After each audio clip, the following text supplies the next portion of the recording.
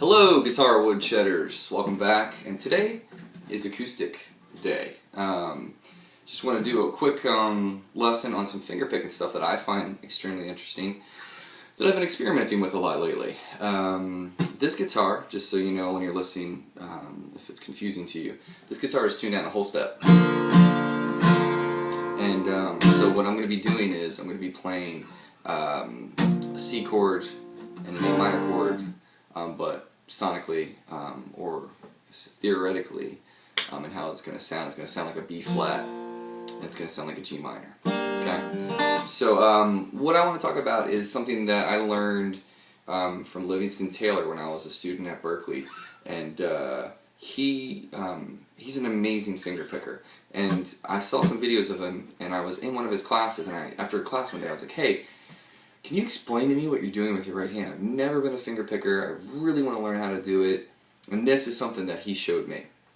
Now this is a folksy kind of singer-songwriter technique that's very right-hand oriented. Takes a little bit of time to get used to, but with everything, and what we talked about in the past, it's muscle memory. So this is what it sounds like. Alright? And this is something that everybody can learn. Takes, like I said, it takes a little bit to get used to in the right hand, but I really want to show you how to do it because it's a lot of fun. What we're going to do is we're going to zoom in on the sound hole so you can see what my right hand is doing.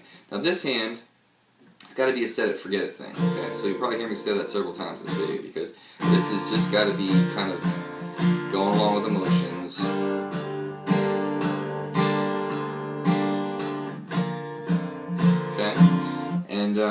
Yeah, what we can do is let's zoom in here, talk about how I do it, how we get the sound that we want, and what strings and what fingers we're using. Alright, let's switch over there. Alright, here we are zoomed up nice and close on the strings of the instrument. I'm going to let you know that when I refer to the strings, I'm going to refer to them as numbered, starting with your low E string as 6, 6, 5, 4, 3, 2, 1. Okay? Now, your thumb is going to be playing the bass notes, okay? The only three strings your thumb is going to play on is going to be your 5th string, your 4th string, your 6th string. The alternating bass pattern that your thumb is going to be playing is actually this. Oops, sorry.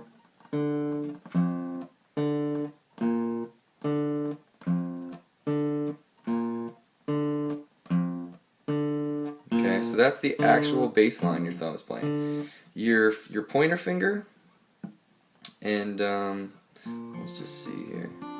Yeah, your pointer finger, your middle finger, and your ring finger are going to be playing the 3rd string with your pointer finger, middle finger on your 2nd string, and your 3rd finger, your ring finger, is going to be on the E string.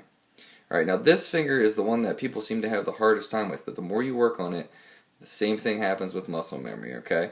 So basically watch the independence between the two. So this is doing your bass line, right? And that's actually what it's doing. So to start off, you're going to play 5th string, and I would just have a C chord. I'm just going to hold the C chord in my left hand, okay? So you can hear it right there. There's the C chord.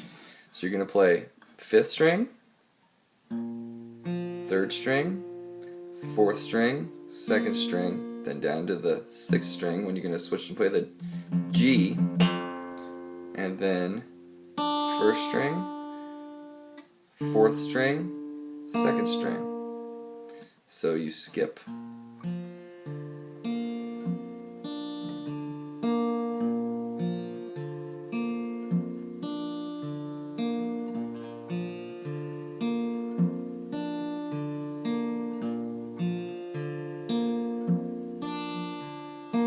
Okay? If you speed it up a little bit, it's like this. 3, 4.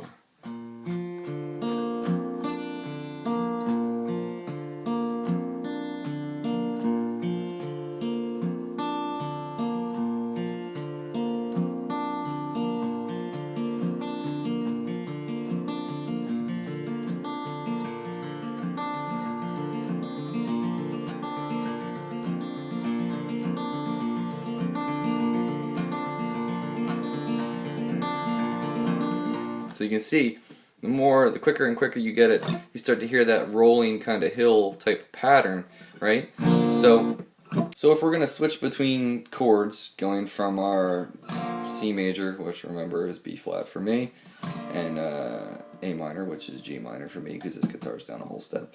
And just as a side note, I do that because I play a lot of acoustic shows and sing for 4 hours, 3 hours really, but just helps save your voice. Just a tip for anybody that's doing this, that's having problems with their voice. This is a great way to do it. Save yourself some stress on your vocals. So if you're doing the switch between the chords, the right hand stays the same. So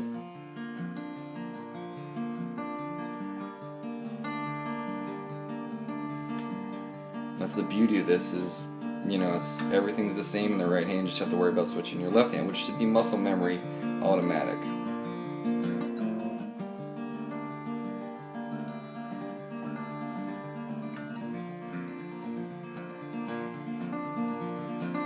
And you can probably see I have a very light touch on the instrument. I'm not really yanking on the strings too much.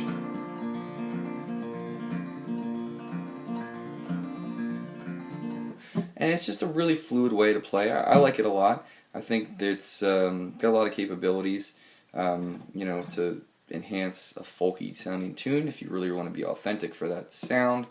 And yeah, that's it, guys. Next time I'm going to talk a little bit about the train strumming.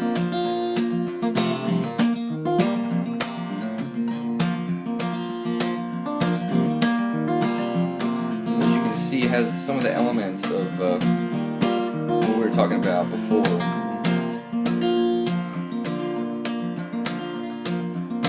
And this is probably something that, you know, people really kind of associate with the John Mayer train beat kind of sound and thing. But anyway, we'll talk about that next time. First, start working on this, get back in the shed, and I will see you next time, guys.